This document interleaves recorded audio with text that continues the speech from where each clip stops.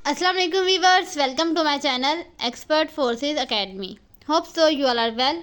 सो viewers, आज की video में हम लोग डिस्कस करेंगे AFNS के टेस्ट एक्सपीरियंस MCQs जो कि तमाम सेंटर से लिए गए हैं।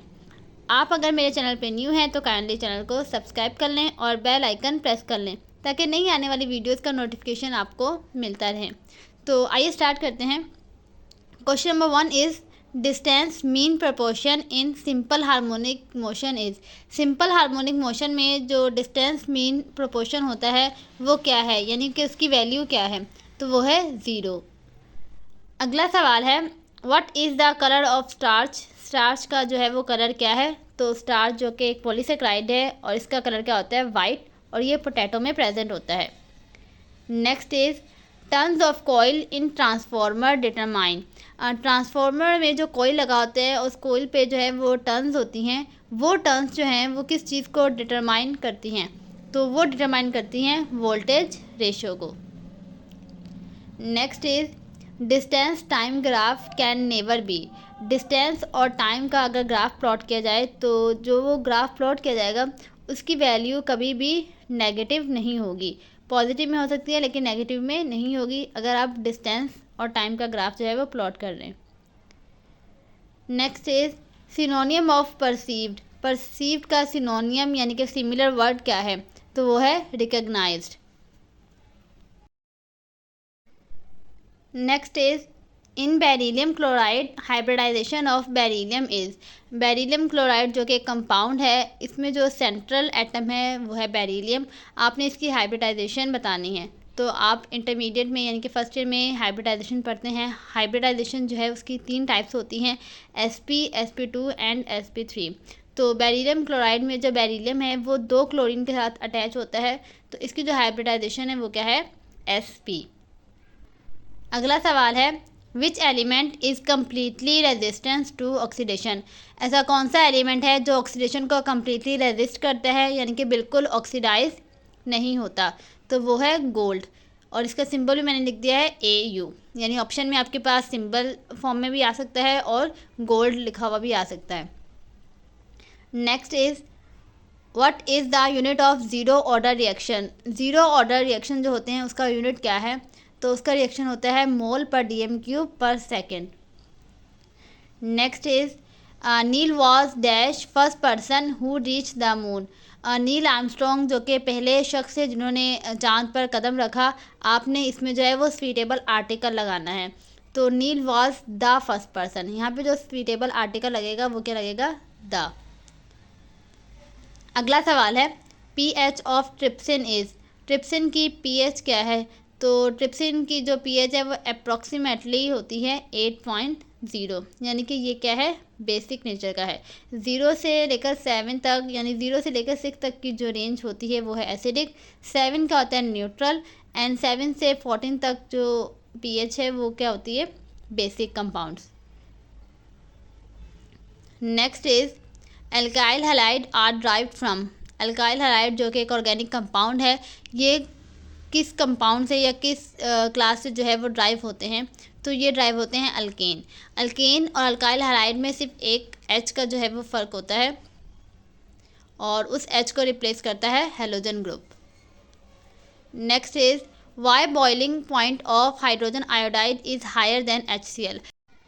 हाइड्रोजन आयोडाइड का जो बॉइलिंग पॉइंट है वो हाइड्रोजन क्लोराइड यानी कि हाइड्रोक्लोरिक एसिड के मुकाबले में हायर होता है, क्यों, तो इसका रीज़न है due to stronger van der Waals forces. Hydrogen iodide के कंपाउंड में जो वैंडर वॉल फोर्सेस हैं वो ज़्यादा स्ट्रॉन्ग होती हैं एज़ कम्पेयर टू HCl।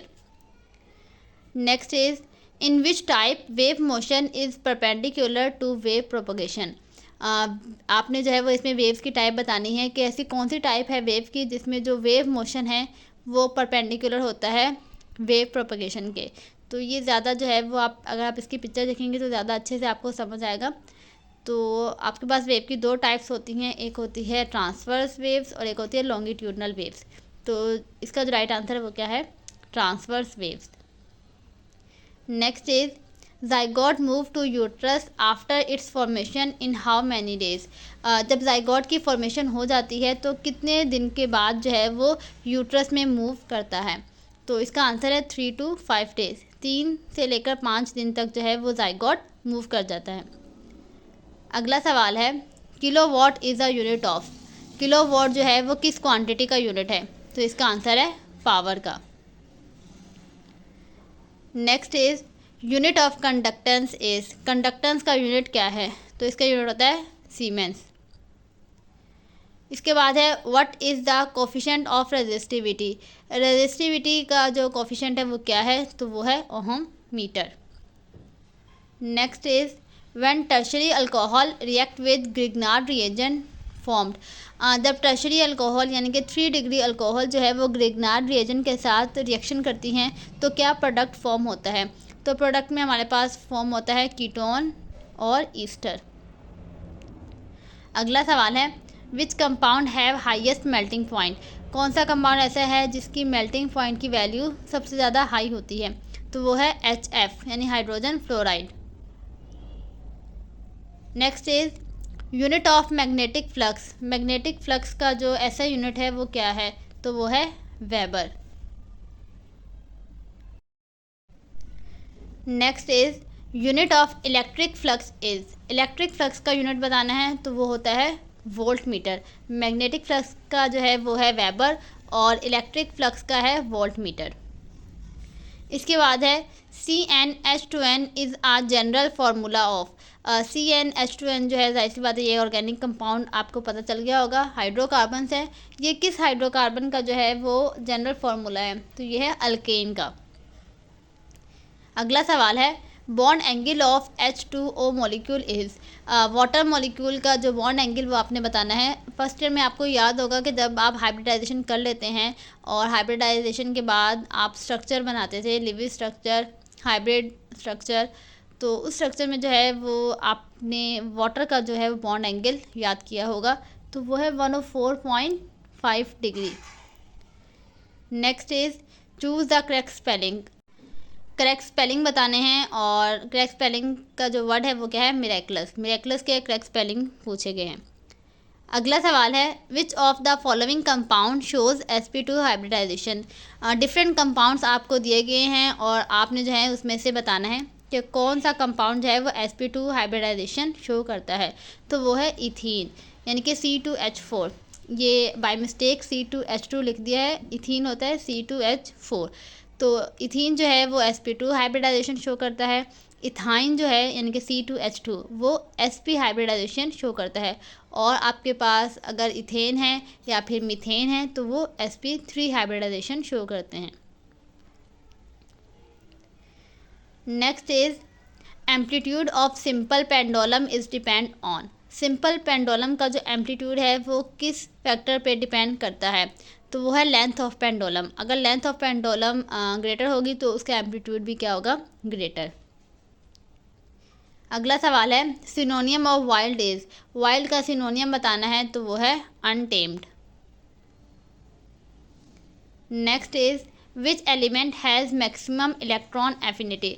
कौन सा एलिमेंट ऐसा है जिसकी इलेक्ट्रॉन एफिनिटी जो है वो मैक्सिमम है यानी कि सबसे ज़्यादा है? तो वो है क्लोरीन। अगला सवाल है, DNA रिप्लिकेशन अकर इन विच फेस। DNA की जो रिप्लिकेशन होती है वो किस फेस में होती है? तो वो होती है S फेस में। Next is we use alcohol for. हम अल्कोहल का इस्तेमाल जो है वो किस चीज़ के लिए करते हैं? तो इसका आंसर है स्टेरिलाइजेशन के लिए। इसके बाद जो है वो काफ़ी बच्चियाँ मुझसे पूछ रही थी कि इंपॉर्टेंट टॉपिक्स बता दें जिनमें से जो है वो AFNS के MCQs आ रहे हैं, क्योंकि काफ़ी सारे MCQs न्यू भी हैं। डेली जो बच्चियाँ एक्सपीरियंस शेयर करती हैं उसमें काफ़ी सारे MCQs जो हैं वो न्यू होते हैं। तो मैंने कुछ इंपॉर्टेंट टॉपिक्स आप लोगों के साथ शेयर किए हैं। आप इन टॉपिक्स को जो है वो लाजमी अच्छे तरीके से पढ़ कर जाइए। इनसे रिलेटेड जो MCQs है वो भी लाजमी अच्छे तरीके से गो थ्रू कीजिए। सबसे पहले बायोलॉजी के टॉपिक्स। तो बायोलॉजी के जो इंपॉर्टेंट टॉपिक्स हैं उनमें है enzyme, bio energetics, Calvin cycle, inheritance, cell wall, ATP, mitochondria से रिलेटेड जितने भी MCQs हैं, सेल ऑर्गेनेल्स एंड बायोमोलिक्यूल्स। इसके अलावा माइटोसिस और मियोसिस को भी थोड़ा सा टच कर लीजिएगा। आपने जो है वो इन टॉपिक्स को लाजमी अच्छे तरीके से प्रिपेयर करना है। उसके बाद है फिज़िक्स। फिज़िक्स में जो इम्पोर्टेंट टॉपिक्स है वो है यूनिट्स, क्योंकि ज़्यादा यूनिट्स ही आ रहे हैं। डायमेंशन पूछी जा रही है। प्रोजेक्टाइल का जो टॉपिक है वो अच्छे तरीके से कीजिएगा। प्रोजेक्टाइल से जो है वो angle, maximum range and horizontal range, इस तरीके के एमसीक्यूज़ आ रहे हैं। उसके अलावा वोल्ट यानी कि वोल्टेज, इलेक्ट्रिसिटी वाला एक चैप्टर होता है, वो आप अच्छे तरीके से पढ़िएगा, जिसमें करंट के रिलेटेड एमसीक्यूज़ हों। उसके बाद है ट्रांसफॉर्मर। ट्रांसफॉर्मर के टॉपिक से जो है एमसीक्यूज़ आ रहे हैं। तो आपने इन टॉपिक्स को जो है वो लाजमी अच्छे तरीके से रीड करना है, और इससे रिलेटेड जितने भी एमसीक्यूज़ हैं उनको लाजमी अच्छे तरीके से गो थ्रू करना है। इसके बाद है केमिस्ट्री के इम्पॉर्टेंट टॉपिक्स, क्योंकि कुछ सेंटर में जो एकेडमिक का पोर्शन है वो 50% तक केमिस्ट्री का है। तो केमिस्ट्री को आपने अच्छे तरीके से प्रिपेयर करना है, अगर आपके सेंटर में जो है वो केमिस्ट्री से ज़्यादा एमसीक्यूज़ आ रहे हैं। तो केमिस्ट्री में अगर आप ये चैप्टर कर लेते हैं तो डेफिनेटली आपका काफ़ी अच्छा पोर्शन जो है वो एकेडमिक में क्लियर हो जाएगा।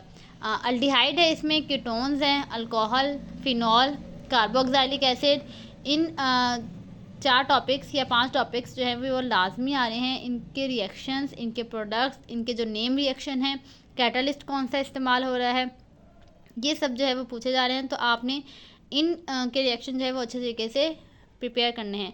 उसके अलावा थर्मोडायनामिक्स में से सवाल आ रहा है कि एक्सोथर्मिक रिएक्शन है या एंडोथर्मिक रिएक्शन है, तो डेल्टा एच की वैल्यू क्या होगी, इस तरीके के सवालात जो कि मैंने अपनी प्रीवियस वीडियो में शेयर किए थे। उसके अलावा प्रेसिपिटेशन के कलर पूछे जा रहे हैं कि सिल्वर ब्रोमाइड, सिल्वर क्लोराइड या सिल्वर आयोडाइड या किसी और कंपाउंड के जो प्रेसिपिटेट बनते हैं उनका कलर क्या है। तो पीपीटी अगर ऐसा कोई चैप्टर है जिसमें प्रेसिपिटेट के कलर्स आपको दिए गए हैं तो आपने उनको भी एक नज़र देखना है। उसके अलावा इंग्लिश में तो ज़ाहिर सी बात है पूरी ग्रामर होती है, जिसमें कंडीशनल सेंटेंसेस हैं, एडवर्ब क्लॉजेस हैं, प्रीपोजिशन है, सिनोनियम, एंटोनियम्स जो हैं वो रिपीटेड ही ज़्यादा आ रहे हैं। उसके अलावा सेंटेंस की टाइप्स पूछते हैं, जिसमें है simple, compound, complex sentences, etcetera etcetera.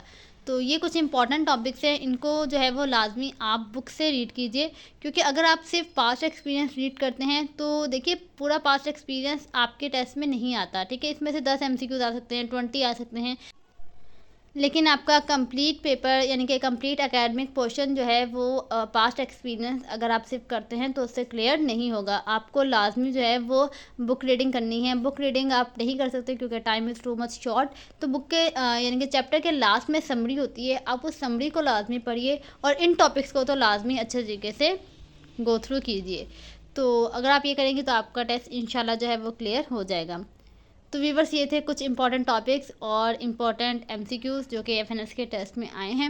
Hope so ये वीडियो जो है वो आपके लिए हेल्पफुल रही होगी। अगर वीडियो पसंद आई है तो वीडियो को लाइक कर दें, शेयर कर दें और चैनल को सब्सक्राइब करना ना भूलें।